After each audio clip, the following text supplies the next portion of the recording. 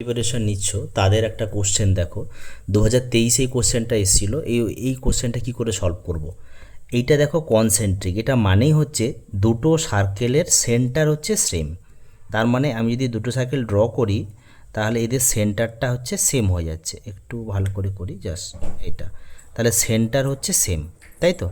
এবার দেখো এখানে দেখো বলেছে the length of chord the larger circle. তাহলে এখান থেকে এইটা যদি আমি কর্ড ড্র করি তাহলে এটা হবে এ আর বি হয়ে গেল, তাই তো। আচ্ছা, এটা টাচ করেছে স্মলার, টাচ হয়ে গেছে, তার মানে এটারে ট্যানজেন্ট হয়ে গেল, তাই তো। দেখো এটা জয়েন করে দাও, এটা কত 15 আছে, বড়টা বলে দিয়েছে, আর এটা ছোট হচ্ছে 13। এবার দেখো তো এখানে একদম সঠিক ফর্মুলা তোমরা ইউজ করতে পারো, ডাইরেক্ট রুট ওভার বড় সার্কেলের রেডিয়াসের স্কোয়ার মাইনাস ছোট সার্কেলের রেডিয়াসের স্কোয়ার, এটা হবে অ্যান্সার। কিন্তু কি করে এলো তোমরা দেখলে বুঝতে পারবে।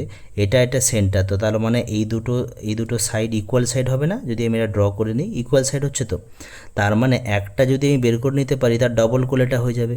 এবার দেখো এটা দেখো একটা রাইট অ্যাঙ্গেল ট্রায়াঙ্গেল হয়, তা আমরা জানি এটা তো ট্যানজেন্টের রেডিয়াস 90 ডিগ্রি অ্যাঙ্গেল করে।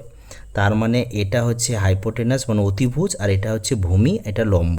তাহলে এডিটা কি করে বেরোবে, দেখো এডি বেরোবে root over 15 square minus 13 square. তার মানে এখানে যদি সলভ করি রুট ওভার 2 ইন্টু 28, তার মানে এডির দৈর্ঘ্য কত বেরোবে, এখান থেকে 14 দুগুণে 28, তাহলে 2√14 হবে, তাই তো।